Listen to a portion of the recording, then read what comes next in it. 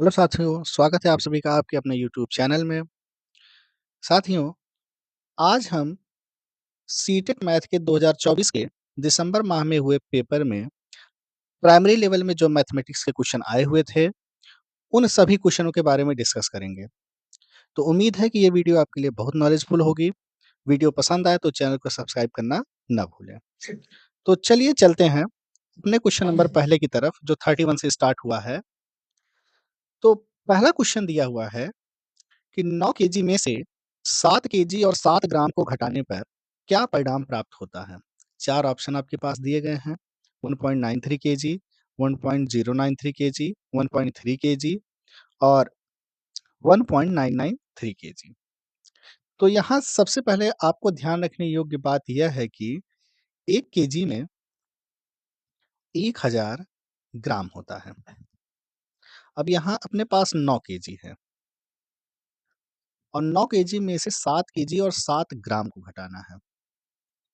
तो हम करेंगे क्या कि दिमाग से आप सोच लीजिएगा कि सबसे पहले इसको हम करेंगे 8 केजी,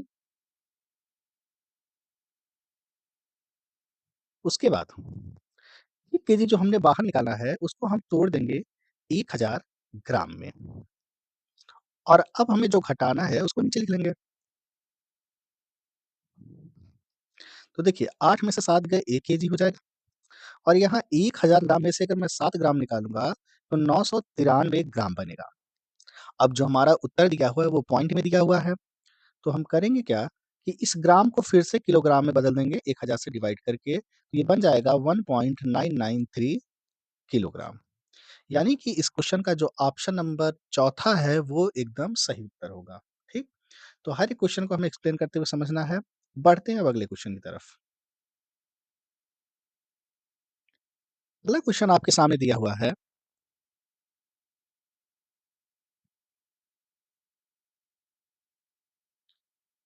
कक्षा 3 के 150 बच्चों से उनके पसंदीदा एक फल के बारे में पूछा गया। ठीक? कक्षा 3 के बालक थे, विद्यार्थी थे जिनसे पूछा गया कि उनका एक पसंदीदा फल क्या है और जो 5 परिणाम पसंदीदा फलों के आए, उनके लिए एक तालिका बना ली गई। जैसे सेब जो है वो 28 लोगों को पसंद है, अमरूद जो है वो 26 लोगों को पसंद है, आम जो है वो 44 लोगों को पसंद है, केला जो है वो 14 लोगों को पसंद है और अंगूर जो है वो 28 लोगों को पसंद है। तो यहीं पर मैं एक योग भी निकाल लूँगा कि टोटल है कितने? जैसे इसने कहा कि टोटल 150 बच्चों की बात है, तो यहाँ 150 है कि नहीं? देखिए 8 6 14, 14 4 18, 18 4 22, 22 और 8 30 कि 0 हाथ में आया 3, 2, 2 4, 4 8, 1 9, 2 11, 3 14। देखिए, बात 150 की है लेकिन यहाँ पर डेटा 140 बच्चों का है। अब बढ़ते हैं हम ऑप्शन की तरफ कि ऑप्शन क्या-क्या अपने पास है। पहला, सेब और अमरूद पसंद करने वाले बच्चों की संख्या एक समान है, तो बिल्कुल भी नहीं। सेब का 28 है, अमरूद का 26 है, बिल्कुल नहीं है। अंगूर और केले को पसंद करने वाले बच्चों की संख्या का अंतर 16 है। देखिए, अंगूर ये है और ये केला है, तो 28 में से 14 जाएगा तो इनका डिफरेंस 14 आएगा, 16 तो होगा नहीं। आम और केले पसंद करने वाले बच्चों की संख्या, देखिए आम कहाँ है? यहाँ और केला कहाँ है? यहाँ पर। तो ये मिलके दोनों 58 हो गए और कह रहा है कि अमरूद पसंद करने वाले, अमरूद वाले कितने लोग हैं? 26 बच्चे हैं। कह रहे हैं इनकी संख्या के 2 गुने के बराबर है। तो इसमें कितने का गुणा होगा? 2 का होगा।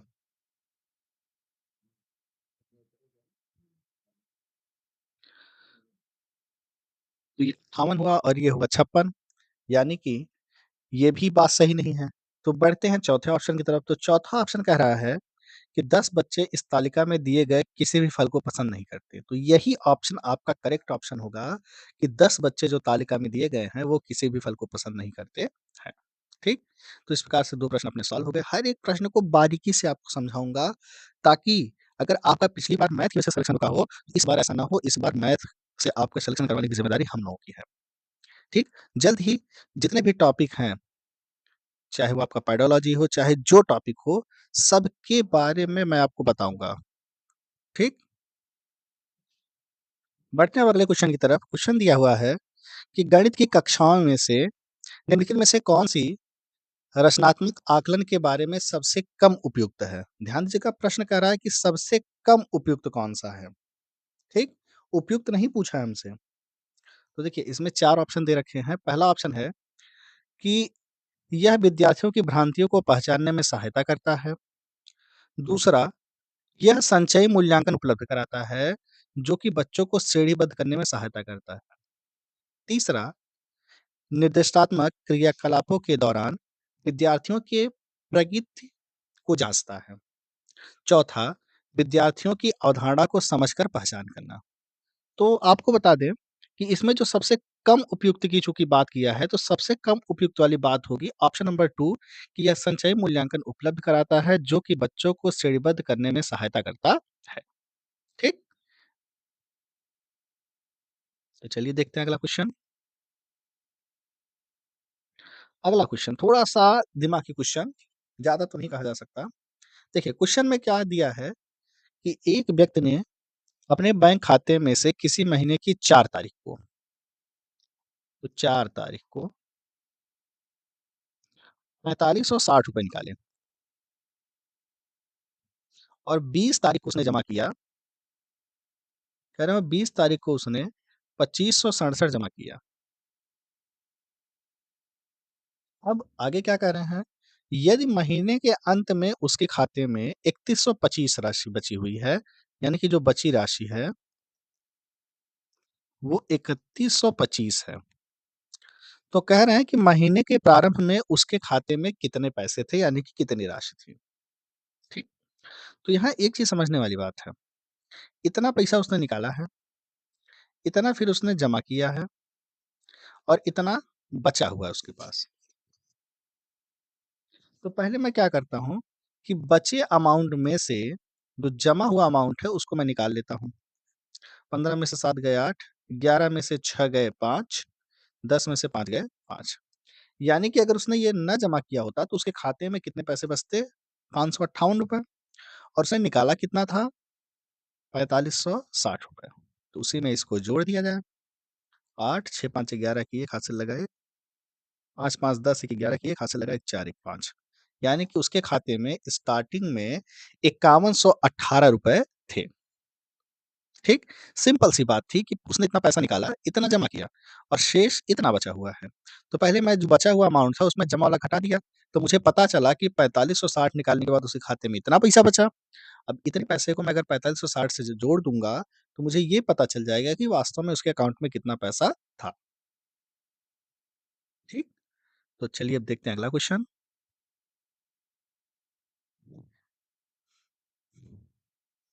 अगला क्वेश्चन दिया हुआ है, 8वीं कक्षा के एक गणित शिक्षक ने अपने विद्यार्थियों को निम्नलिखित समस्या हल करने को दी। क्या समस्या थी? कि 616 विद्यार्थी के स्कूल के लिए 28 विद्यार्थी वाला कितनी कक्षाओं की आवश्यकता होगी? अब देखिए जब टीचर ने इस प्रश्न को दिया तो उस बच्चे ने क्या किया कि एक विद्यार्थी ने समस्या के हल इस प्रकार किया। क्या किया कि 1 कक्षा बराबर 28 विद्यार्थी, 10 कक्षा का मतलब 280 विद्यार्थी, फिर 10 कक्षा का मतलब 280 विद्यार्थी, मतलब कुल कितने विद्यार्थी हो गए? 560। फिर 2 विद्यार्थी के लिए 2 कमरों के लिए कितने विद्यार्थी हो गए? 56 और दोनों मिला देंगे 16, यानी कि उसने निकाली 22 कक्षाएँ। तो अब ये हमसे पूछ रहे हैं कि इसने कौन से नियम का उपयोग किया है? तो ज़ाहिर-सी बात है कि ये वितरण नियम है और साहचर्य नियम है। यानी कि उस विद्यार्थी ने वितरण का और साहचर्य दोनों नियमों का उपयोग किया है। तो इसका ऑप्शन नंबर 1 आपका सही आंसर होगा। ठीक? तो बढ़ते हैं अगले क्वेश्चन की तरफ। अगला क्वेश्चन कह रहे हैं कि एक त्रिभुज जिसकी सभी भुजाओं की अलग-अलग लंबाई होती है, कहलाता है विषमबाहु, समकोण, समबाहु, समद्विबाहु। तो एक चीज़ जान लीजिएगा कि विषमबाहु, विषम मतलब जिसकी भुजाएँ अलग-अलग हों। ऐसा त्रिभुज जिसकी भुजाएँ अलग-अलग हों, विषमबाहु त्रिभुज कहलाता है।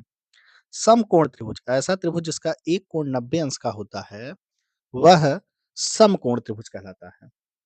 और समबाहु त्रिभुज मतलब ऐसा त्रिभुज जिसकी तीनों भुजाएँ बराबर हों, समबाहु त्रिभुज कहलाता है। और समद्विबाहु त्रिभुज का मतलब होता है कि ऐसा त्रिभुज जिसकी 2 भुजाएँ बराबर हों, वो समद्विबाहु त्रिभुज कहलाता है। तो हमसे विषमबाहु का पूछा है तो हमारा ऑप्शन नंबर 1 एकदम करेक्ट आंसर होगा। चलिए बढ़ते हैं अगले क्वेश्चन की तरफ।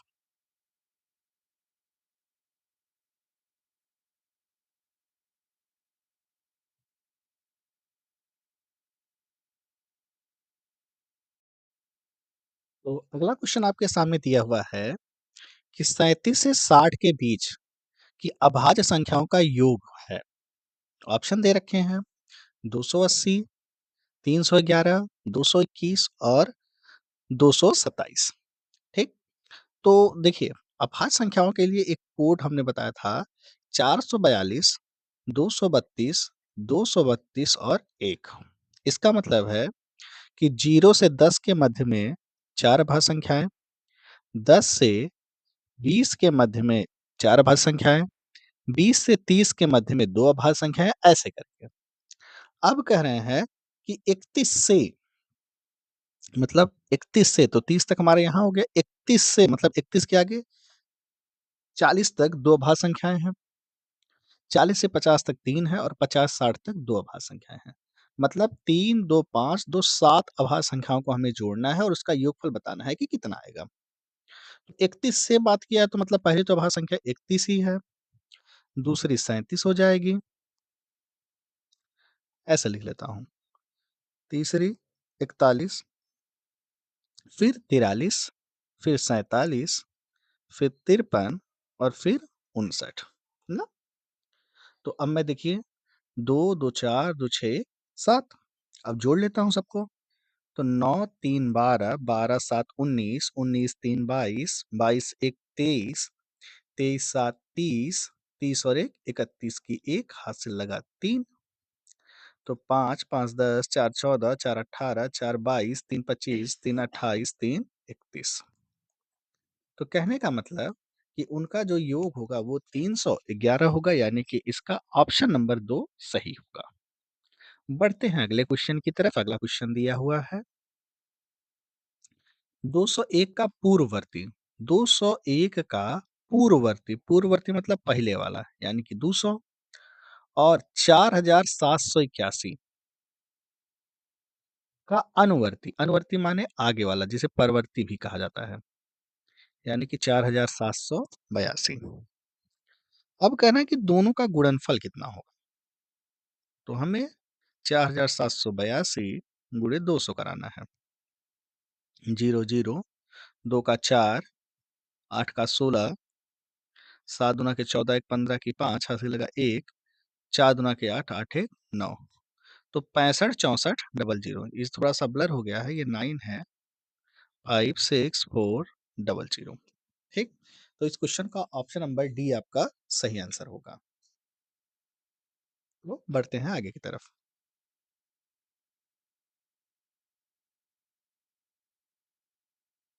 अगला क्वेश्चन कह रहे हैं कि सबसे उपयुक्त ज्ञानात्मक कौशल क्या है जो विद्यार्थियों की विशेषताओं और गुणों के अनुसार आकृतियों को पहचानने और उनका समूह बनाने में मदद करता है।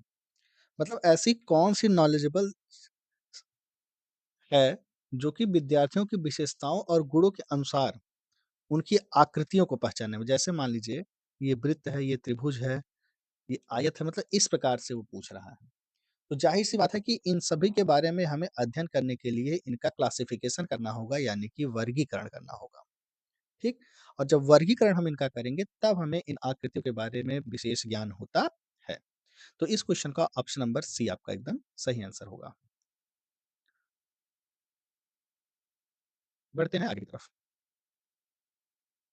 अगला क्वेश्चन दिया है विद्यार्थियों को भाग की समस्या हल करने में कठिनाई आती है और ऑप्शन दे रखे हैं क्योंकि भाग की समस्या की दैनिक जीवन में कोई उपयोगिता नहीं है, बिल्कुल गलत बात है। भाग की समस्या को हल करने के लिए कोई अनौपचारिक कलन विधियां नहीं है, ये भी गलत बात है। भाग की समस्याएं हल करने के लिए आवश्यक है कि विद्यार्थी को जमा घटा और गुणा अच्छी तरह से जान ले, ये सही बात है आपकी। इसको भी देख लेते हैं, विद्यार्थी भाग का चिन्ह पसंद नहीं करते, तो ये भी गलत बात है। यानी कि इस क्वेश्चन का जो ऑप्शन नंबर तीसरा है वो एकदम सही उत्तर होगा कि भाग की समस्या को हल करने के लिए यह आवश्यक है कि विद्यार्थी को जमा घटा और गुणा करना अच्छी तरह से आना चाहिए।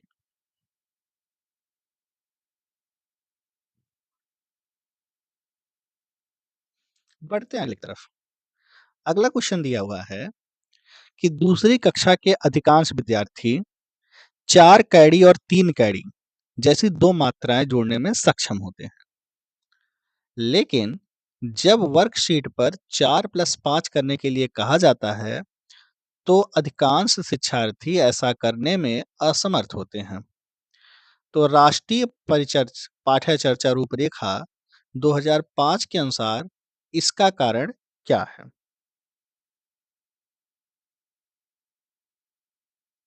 ठीक? तो क्या कारण है? देख लेते हैं कि शिक्षार्थी वास्तविक गणित को सीखने में रुचि नहीं रखते हैं। नहीं, गलत बात है, रुचि रखते हैं। शिक्षार्थी अमूर्त गणितीय प्रतीकों के उपयोग के लिए तैयार नहीं होते। हाँ, ये कुछ हद तक सही बात है। विद्यार्थी को योग ठीक से नहीं सिखाया जाता, ये गलत बात है। कुछ शिक्षार्थी गणित के कौशल में कमजोर होते हैं, तो ये भी गलत बात है। यानी कि इस क्वेश्चन का जो ऑप्शन नंबर 2 यानी कि शिक्षार्थी अमूर्त गणितीय प्रतीकों के उपयोग के लिए तैयार नहीं होते हैं, सही उत्तर है। देखते हैं अगला क्वेश्चन। अगला क्वेश्चन कहा जा रहा है कि तीसरी कक्षा के एक विद्यार्थी से जब 105 लिखने को कहा गया, तो वह इसके स्थान पे 1005 लिखता है। तो यह इंगित करता है। क्या इंगित करता है?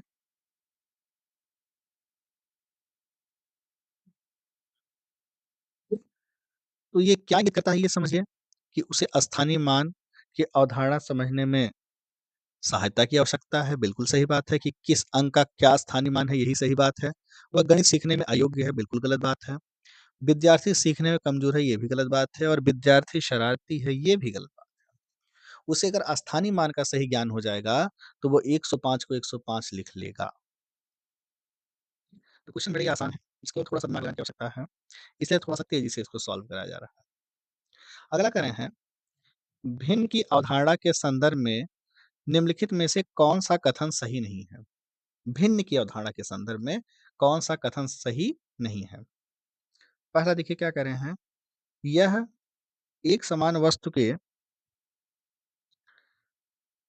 वस्तु वाले समूह के भाग को निरूपित करता है। एक समान वस्तु वाले समूह के भाग को निरूपित करता है, नहीं। अगला, एक भिन्न का गणितीय चिन्ह एक अनुपात के रूप में निरूपित किया जा सकता है। अगला, कौन-सा कथन सही नहीं है? ठीक ना? मतलब गलत कथन है। ठीक? तो ये दोनों कथन आपके सही हैं। यह एक पूर्ण का वह भाग है जो निरूपित करता है कि एक से बड़ा है। ये आपका कथन गलत होगा क्योंकि भिन्न जो होती है वो एक के किसी भाग को बताती है कि ये एक का कितना भाग है। ठीक? तो इसका ऑप्शन नंबर जो आपका तीसरा होगा वो एकदम करेक्ट आंसर होगा। बढ़ते हैं अगले क्वेश्चन की तरफ। अगला क्वेश्चन कह रहा है कि राधा सोमवार को, बुधवार को और शुक्रवार को प्रतिदिन 3 किलोमीटर और 725 मीटर चलती है। ठीक ना? और मंगलवार व बृहस्पतिवार को वह 2 किलोमीटर और 9 मीटर चलती है। ठीक? तो ये 3 दिन चली है और ये 2 दिन चली है। कितना? 2 2 किलोमीटर और 9 मीटर। तो पहले तो मैं निकाल लेता हूँ, इस पूछा गया हमसे इसमें कि उसने कुल कितनी दूरी चली है सोमवार से शुक्रवार तक और 5 दिन की आपको दूरी दी गई है। तो सिंपल सा इसको हम सॉल्व कर लेते हैं। देखिए, किलोमीटर को किलोमीटर से गुणा करा के मैं साइड में लिख लेता हूँ 9 किलोमीटर और अब मीटर में कराऊँगा, तब 5 तिया 3 पचे 15 की 5 हाथ से लगा 1, 3 दूना के 6 एक 7 फिर 3 सत्ते 21 यानी कि 2175 मीटर आ गया। भाग करा दूँगा अगर मैं 1000 से, तो ये बदल जाएगा किलोमीटर में यानी कि 2.175 किलोमीटर और ये 2 किलोमीटर अगर मैं इसमें जोड़ दूँगा तो बन जाएगा हमारा 11.175 किलोमीटर। ठीक? ये तो हो गई 3 दिनों की बात, कौन-कौन से सोमवार, बुधवार और शुक्रवार की। अब मंगलवार और बृहस्पतिवार का निकालना है, तो 2 दूना के 4, 9 दूना के 18 तो इसी में 4 प्लस 0.18 जुड़ जाएगा। तो हमारे पास आ जाएगा 8 5 13 की 3 हाथ से लगा 1 7 1 8 1 9 1 और 11 4 15 यानी कि वह 15.193 कहाँ है ऑप्शन में? ये ऑप्शन नंबर 2 इतने किलोमीटर की कुल दूरी तय करती है। तो अब देखते हैं अगला क्वेश्चन। अगला क्वेश्चन कहा है कि जैस्मीन ने कहा, एक आयत में विपरीत भुजाओं के 2 युग्म समांतर होते हैं, एक वर्ग में भी विपरीत भुजाओं के 2 युग्म समांतर होते हैं, उसी प्रकार एक समांतर चतुर्भुज में भी। इसलिए आयत और वर्ग दोनों ही समांतर चतुर्भुज होंगे। जैस्मीन वैन हेले के सिद्धांत के ज्यामितीय चिंतन के स्तर पर है। ठीक, 4 ऑप्शन दिए आपको, औपचारिक निगम, दृश्यीकरण, विश्लेषण और संबंधों में समझ। ठीक, तो अब ये क्या कर रही है? औपचारिक निगमन कर रही है, दृश्यीकरण कर रही है, कि विश्लेषण कर रही है, कि संबंधों की समझ है। ठीक, तो ये विश्लेषण कर रही है, यानी कि इसका ऑप्शन नंबर 3 आपका सही उत्तर होगा। बढ़ते हैं अगले प्रश्न की तरफ। देखिए, अगला प्रश्न आपके पास दिया हुआ है कि अंकों 5, 9, 0, 2, 8, 6 से बिना पुनरावृत्ति की 6 अंकों की बनाई जा सकने वाली सबसे बड़ी व सबसे छोटी संख्याओं का योग ज्ञात कीजिए। ठीक, तो थोड़ा सा मैं लंबा स्लाइड ले लेता हूँ इसका। ये, तो देखिए, अगर मुझे सबसे बड़ी संख्या बनानी होगी, तो जो अंक दिए गए हैं, उसको मैं अवरोही क्रम में लिखूंगा, यानी कि सबसे पहले सबसे बड़ी संख्या 9 है, उसके बाद मैं 8 को लिखूंगा, उसके बाद 6 को लिख देता हूँ, फिर 5 को लिखूंगा, फिर 2 को लिखूंगा, फिर 0 को। तो यह हो गई 6 अंकों की सबसे बड़ी संख्या इस प्रश्न के अनुसार। और छोटी बनाना है तो उल्टे क्रम में आ जाओ, लेकिन पहले 0 से आप गलती से शुरुआत मत कर दीजिएगा। क्यों? क्योंकि 0 से अगर मैं शुरुआत करूँगा तो संख्या 5 ही अंक की बनेगी, तब वो 6 अंक की नहीं बनेगी। तो मुझे 2 से शुरुआत करना होगा, तो 2, अब यहाँ से क्रम से आ जाओ, 0, 5, 6, 8 और 9, ये हो गई छोटी संख्या। अब मैं दोनों संख्याओं को जोड़ देता हूँ। तो 0 में 9 जोड़ूँगा 9, 8 2 10 की 0, हाथ में आया 1, 6 5 11, 1 12 की 2, हाथ में 1 आया, 6 5 11, 1 12 की 2, हाथ में 1 आया, 8 1 9, 9 2 11, 11 92 209, 11 92 209, यानी कि इसका भी ऑप्शन नंबर सेकंड आपका सही उत्तर होगा। ठीक, तो बढ़ते हैं अब अगले प्रश्न की तरफ।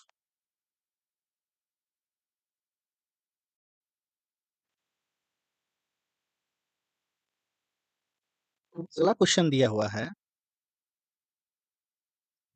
थोड़ा सा ऊपर स्लाइड कर लिया जाए। हाँ, अगला क्वेश्चन अब दिया हुआ है कि पैटर्न 12, 14, 17, 13, 8, 14, 21, फिर 2 डैश है, में लुप्त 2 संख्याएँ कौन-कौन सी हैं? ध्यान दीजिएगा, एक चीज़ अभी से आपको बता दूँ कि हो सकता है वीडियो की स्पीड आपको थोड़ी ज़्यादा लगे, ठीक ना? तो आपका मेन कॉन्सेप्ट है समझना, क्योंकि हम चाहते हैं कि कम समय में अच्छे से समझाते हुए क्वेश्चन आपका सॉल्व हो जाए, ठीक? और आप लोग अच्छी तरह जानते हैं कि सुने भी होंगे कि मंजिलें उन्हीं को मिलती हैं जिनकी मेहनत में जान होती है, ठीक ना? तो इसी प्रकार से आपको मेहनत लगा देनी है, क्योंकि पिछली बार आप लोग देखे होंगे कि सीटेट का जो रिजल्ट आया था वो बहुत गड़बड़ाया था, और इस बार ये ठानिए कि आपका सीटेट ज़रूर से ज़रूर क्लियर हो, प्राइमरी भी क्लियर हो और जूनियर भी। तो बढ़ते हैं अब अगले क्वेश्चन की तरफ। देखिए, क्वेश्चन में एक पैटर्न बन रहा है। पैटर्न ये है कि 12 में 2 जोड़ेंगे तो 14 आ जाएगा, 14 में फिर 3 को अगर हम ऐड कर दें तो 17 आ जाएगा। लेकिन अब फिर घट रहा है, तो घटा कितना रहे हैं? 4 को घटा दिए हैं, फिर 5 को घटा दिए हैं, है ना? फिर यहीं पे 6 को जोड़ दिए हैं, फिर 7 को जोड़ दिए, 14 7 21। अब देखिए, 2 बार जोड़ा जा रहा है, 2 बार घटाया जा रहा है, फिर 2 बार जोड़ा गया तो फिर इसका मतलब है कि आगे वाले में 2 बार घटाया जाएगा। लेकिन कितना घटाया जाएगा? इसमें से तो 8 घटाया जाएगा। तो 21 में से 8 आप घटाएँगे तो 13 आएगा। 13 इस ऑप्शन में कहीं है, यहाँ पर है, तो एक संख्या तो हमें मिल गई। दूसरा भी वेरीफाई कर लेंगे, फिर 13 में से कितना घटाएँगे? 9, तो बचेगा 4, यानी कि हमारा ऑप्शन नंबर 2 इसका करेक्ट आंसर होगा। ठीक? तो अब अगला क्वेश्चन देखते हैं। अगला क्वेश्चन दिया हुआ है कि 4 अंकों की वह न्यूनतम संख्या जो 6, 7 और 4 की गुणज है। ठीक? तो कुछ मत करिए। सबसे पहले आप 6, 7 और 4 का एलसीएम ले लीजिए। तो 2 से काटेंगे तो 2 तिया 6, फिर 7, फिर 2 दूना के 4, फिर 3 से काटेंगे, एक बार 2 से और काट दें, तो 3, 7 और 1 आ जाएगा। तो 7 त्रिक 21, 21 दूना के 42, 42 दूना के 84, ठीक? तो 84 आ गया। अब जब ये 84 आ गया, तो हम करेंगे क्या कि ये जो दिए हुए हमारे ऑप्शन है, वो ऑप्शन के पास हम चलेंगे कि किस ऑप्शन से वो संख्या कट रही है, और जिस ऑप्शन से वो कट जाएगा, वही हमारा करेक्ट ऑप्शन होगा। तो जब आप 1008 में भाग कराएँगे 84 से, तो 12 बार जाएगा और ये संख्या पूरी तरह से कट जाएगी। तो इसका जो आंसर होगा, वो 12 ही होगा। दूसरा वाला 1008 ही होगा। ठीक है ना? 12 तो बाहर गया है। अब देखते हैं अगला क्वेश्चन। अगला क्वेश्चन दिया हुआ है, निम्न में से किसकी लंबाई निश्चित होती है? किरण, किरण की लंबाई अनिश्चित होती है, किसी भी एक दिशा में आगे बढ़ती जाती है। प्लेन, रेखा, रेखा तो अनंत होती है। एक रेखाखंड, हाँ, रेखाखंड की जो लंबाई होती है, वो सीमित होती है। यानी कि किसी रेखा के कटे हुए एक भाग को हम रेखाखंड कहते हैं, और इसकी लंबाई निश्चित होती है। ठीक?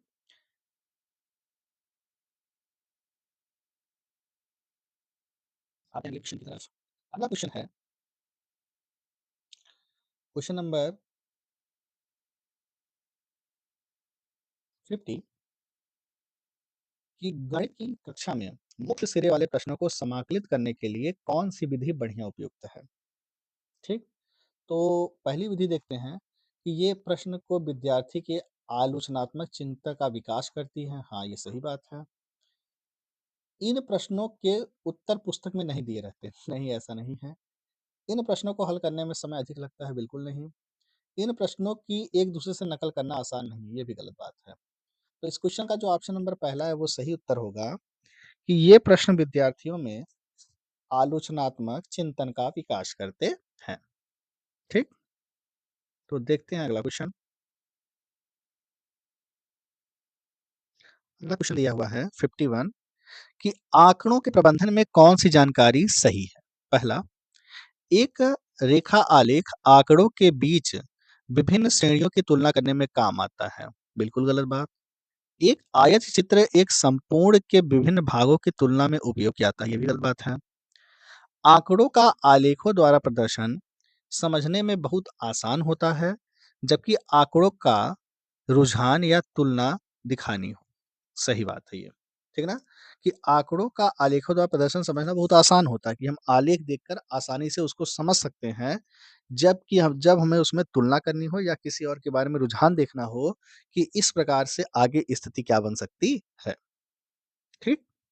अगला क्वेश्चन दिया हुआ है, देख लेते हैं कि 8 मीटर लंबे, 70 मीटर चौड़े और 40 मीटर मोटे लकड़ी के एक ब्लॉक से 2 मीटर 35 सेंटीमीटर और 8 सेंटीमीटर माप वाले कितने फट्टे बनाए जा सकते हैं? तो कुछ मत करिए, इसके आयतन से इसके आयतन में भाग करा दीजिए, ठीक ना? क्योंकि घनाभ है ये, और घनाभ का आयतन हम पढ़े हैं कि लंबाई गुणे चौड़ाई गुणे ऊंचाई। तो देखिए 2 सेंटीमीटर में है, तो इसको भी सेंटीमीटर में बदल दो, तो 800 सेंटीमीटर गुणे 35, तो 70 दिया हुआ है, गुणे 40, भाग करा देंगे 200 गुणे 35 गुणे 8, तो काट देंगे इसको, तो 200 चौके 800, 35 दुना के 70, 8 पचे 40, 5 दुना के 10, 10 चौ 40, यानी कि कितने फट्टे बनाए जा सकते हैं? 40, यानी कि इस क्वेश्चन का ऑप्शन नंबर 2 आपका करेक्ट आंसर होगा। अगला क्वेश्चन, अगला क्वेश्चन दिया है 53, कि एक बच्चे ने एक प्रश्न को हल किया कि 1/2 और 1/3 मिलके 2/5 होता है। इस हल में सबसे उपयुक्त क्या निष्कर्ष निकाला जा सकता है? देखिए, निष्कर्ष में क्या-क्या दिया कि बच्चा नहीं जानता कि भिन्नों को संख्या रेखा पर कैसे प्रदर्शित किया जाता है। यहाँ पर संख्या रेखा से कोई वहाँ तात्पर्य नहीं है। बच्चे ने प्राकृतिक संख्या के जोड़ की अवधारणा को भिन्न के जोड़ तक विस्तारित किया है। हाँ, उसने समझा कि यहाँ समझिएगा बात को, कि उसने समझा कि जैसे हम प्राकृतिक संख्याओं को जोड़ते हैं, उसी प्रकार से हम भिन्नों को भी जोड़ते हैं। ठीक? तो उसने इसी चीज़ का उपयोग किया है। अगला क्या है? बच्चे को संख्याओं का जोड़ना नहीं आता, ये तो बात की बात है। बच्चे को एलसीएम नहीं आता, ये भी बात की बात है। तो बच्चे ने क्या किया है कि प्राकृतिक संख्याओं के जोड़ की अवधारणा को भिन्न के जोड़ तक विस्तृत किया है, यही ऑप्शन हमारा करेक्ट ऑप्शन होगा। ठीक? तो बढ़ते हैं अगले क्वेश्चन की तरफ। अगला क्वेश्चन है कि राष्ट्रीय शिक्षा नीति 2020 गणित और कम्प्यूटेशनल सोच के महत्व को बढ़ावा देती है क्योंकि यह एआई, मशीन लर्निंग और डेटा साइंस जैसी उभरती हुई तकनीकों पर आधारित है। मेरे ख्याल से पहला ही सही होगा। यह शिक्षक का स्थान ले सकता है। यह स्कूल में सिखाने का सबसे कठिन पहलू है। यह मानव अस्तित्व की मूलभूत है। नहीं, तो ये पहला ही ऑप्शन इसका सही होगा कि यह एआई तथा मशीन लर्निंग और डेटा साइंस जैसी उभरती हुई तकनीकियों का आधार है। इसीलिए राष्ट्रीय शिक्षा नीति 2020 में गणित और कम्प्यूटेशनल सोच के महत्व को बढ़ावा मिलता है। अब देखते हैं अगला क्वेश्चन क्या दिया हुआ है।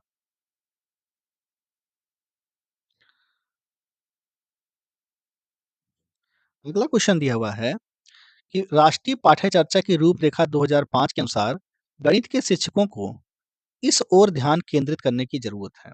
किस ओर? स्मरण शक्ति और गहन रूप से एल्गोरिथम को बढ़ावा देना, गणितीय तर्क पर विचार, सही उत्तरों को एकमात्र अधिकारी बनाना। ठीक, तो तीन ऑप्शन आपके पास दिए गए हैं और ऑप्शन है कि केवल बी, बी और सी, केवल ए और बी।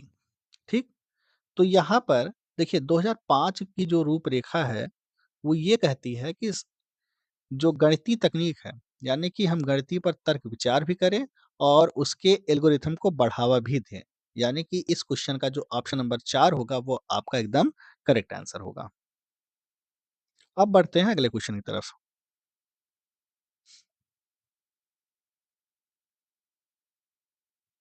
कह रहे हैं कि चौथी कक्षा के बच्चों को क्षेत्र की अवधारणा से परिचित कराने का सबसे प्रभावी तरीका कौन-सा है? देखिए ऑप्शन दे रखे हैं, सूत्र आधारित विधि, सन्निकट अनुमान, टेस्लेशन या टाइलिंग या गिनतारा। तो इसमें थोड़ा-सा संशय है। उम्मीद है कि यही क्वेश्चन आपका ये ऑप्शन सही होगा। ठीक, तो इसको आप लोग देख लीजिएगा। क्वेश्चन नंबर 57 आपके पास दिया हुआ है। इस क्वेश्चन में मान पूछा आपसे, तो इसके मान को कैसे निकाला जाएगा? देखिए 4/7 प्लस 5/14 माइनस 7/8। पहले मैं इन दोनों को हल कर लेता हूँ। तो 7 और 14 का एलसीएम 14 होगा। 7 दूना के 14, 2 बार जाएगा तो 4 दूना के 8, 14 का नम 14 तो यानी कि आ जाएगा 5। अब 8 5 13/14, 7/8, तो 13 अट्ठे 104 और यहाँ पर हो जाएगा 14 सत्ते 98 और 14 अट्ठे 112। तो यहाँ कितना हो जाएगा? 14 14 में से 8 जाएगा 6 बचेगा बटे 112। ठीक, तो 2 तिया 6 और 2 56 में 112, यानी कि इसका जो ऑप्शन नंबर पहला होगा वो आपका करेक्ट आंसर होगा, यानी कि 3/56। ठीक, तो बढ़ते हैं अगले क्वेश्चन की तरफ। समाप्ति की तरफ हम लोग अग्रसर हैं, 3 क्वेश्चन और बचे हुए हैं। अगला क्वेश्चन दिया हुआ है, निम्न में से किसमें दो सममित रेखाएं हैं? सममित रेखाओं का मतलब होता है कि ऐसी रेखाएं जो दो बराबर भागों में बट जाए। देखिए इसको अगर बांटेंगे तो ये दो बराबर भागों में नहीं बटेगी, ना ये बटेगा। ठीक है, अगर इसको जस्ट को हम बांट देंगे तो ये दो बराबर भागों में बट जाता है, यानी कि इसका ऑप्शन नंबर तीसरा सही होगा। बी को काटने पर वो बटने वाला नहीं। ठीक, अगला कह रहे हैं क्वेश्चन, निम्नलिखित में से कौन से भारतीय गणित से संबंध नहीं है? ठीक, तो कौन भारतीय गणित से नहीं है? सूर्य सिद्धांत है, बौद्ध शिल्प सूत्र भी है, ठीक आप लोग पढ़े होंगे, लीलावती भी है, चरक संहिता यही एक ऐसा है जो कि भारतीय गणित से संबंध नहीं है। ठीक, अब बढ़ते हैं अंतिम प्रश्न की तरफ। देखिए अंतिम प्रश्न क्या दिया हुआ है? अंतिम प्रश्न दिया हुआ है कि 35 28 76 में 5 और 7 के स्थानीय मानों का अंतर क्या है? 5 और 7 के, देखिए 5 है ये, और इसका स्थानीय मान जब आप निकालेंगे तो 1, 2, 3, 4 यानी कि 1, 2, 3, 4 50,000 आ जाएगा और 7 का स्थानीय मान आप निकालेंगे तो 70 आ जाएगा। अब घटाएँगे तो 0 10 में से 7 गए 3 यहाँ 9 और यहाँ 4 यानी कि 49,930 तो 49,930 आपका ये ऑप्शन 3 वाला है, ये आपका करेक्ट आंसर होगा, ठीक? तो इस प्रकार हम लोग आज सीटेट दिसंबर महीने में आए हुए पेपर के मैथमेटिक्स पार्ट को अच्छी तरह से सॉल्व कर लिए, ठीक? तो उम्मीद है कि ये वीडियो आपके लिए बहुत नॉलेजफुल होगी, ठीक? वीडियो पसंद आए तो चैनल को सब्सक्राइब ज़रूर करें और आगे की अपडेट के लिए नोटिफिकेशन बेल को ऑन करना ना भूलें, ठीक? क्योंकि जुलाई में ही आपका एग्ज़ाम है और तब तक हम लोग इतने टॉपिक, इतने प्रैक्टिस पेपर को सॉल्व कर लेंगे कि आपको इसमें इस बार किसी भी सब्जेक्ट में कोई दिक्कत नहीं होगी, ठीक? हाँ, स्पीड थोड़ी ज़्यादा है तो उस हिसाब से आप लोग मैनेज करिएगा। ख़ैर वीडियो के अंत में यहाँ तक बने रहने के लिए आप लोगों का thank you so much student, thank you so much for watching.